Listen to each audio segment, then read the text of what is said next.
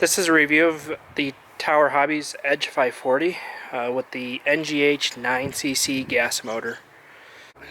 This kit comes as an ARF, which means that it's almost ready to fly.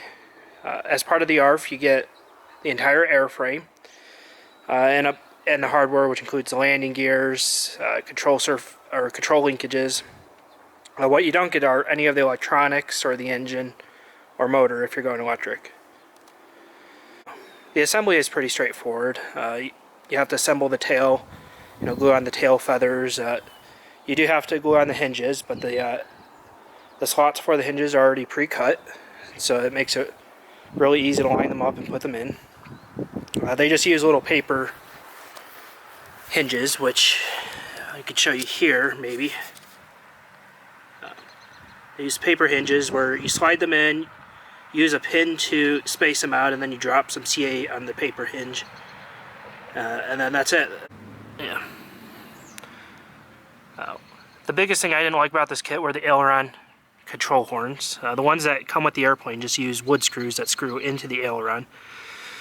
I like to have my screws go all the way through and into a backing plate, so I bought some Great Plains control horns and used those instead, and these seem to be working great. Another complaint about the aircraft I have is with the canopy. You can see here and coming up to the front that there's already it's pretty brittle. I've had chunks of it already just break off. It's happened on this side, and same thing here on this back side.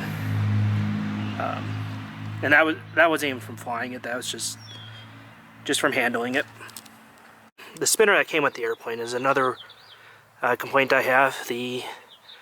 I think I got a little gas on it or something, and it's painted, and so the paint just chips right off, especially if your screwdriver touches it at all.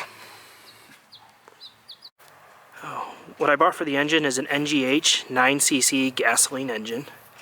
It runs on gasoline, not glow. Right now I've got the cowling on, so it's a little hard to see into the engine, but you can see the air intake there. That's the high-speed needle, and then over here is the spark plug.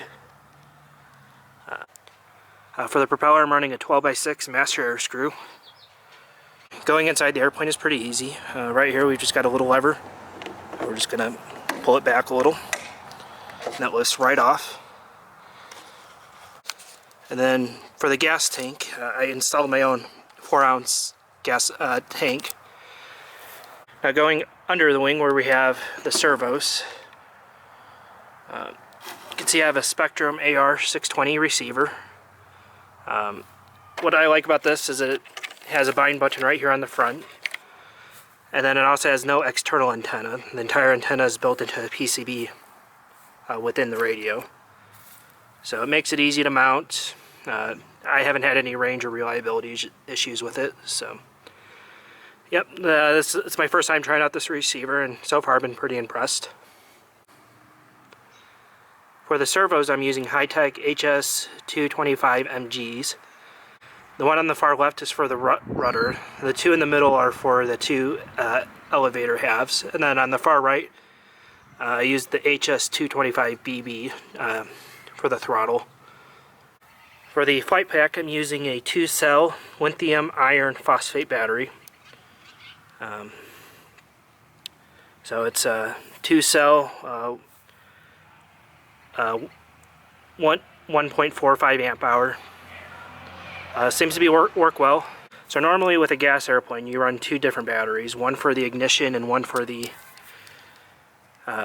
rest of your aircraft, for the radio system. I'm using this Tech-Aero battery eliminator circuit, and it's supposed to filter out the noise from the ignition system so that you can power your entire aircraft from one battery.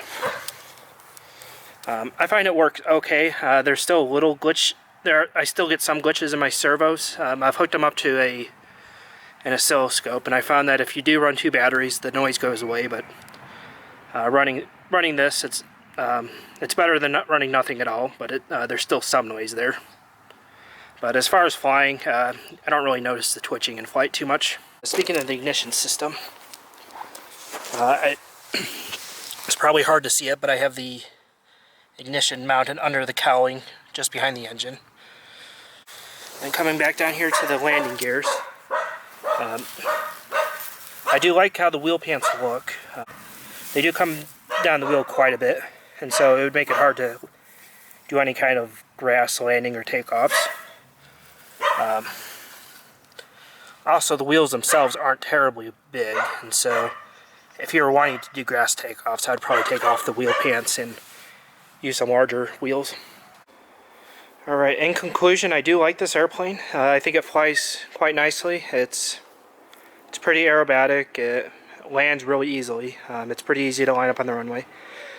I do have one video where I do land crooked, but that was my own stupidity, where I was trying to land in a bit of a crosswind, and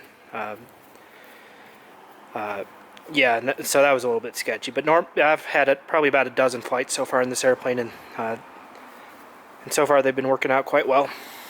So, would I recommend this airplane for beginners? No, it wouldn't be good for that. It would be good for somebody who wanted to do a second or third plane. With this engine on it, you're not able to get unlimited 3D with it. So if you really wanted that kind of performance, it would be better to go nitro or even electric. But so, all right. Well, thanks for watching.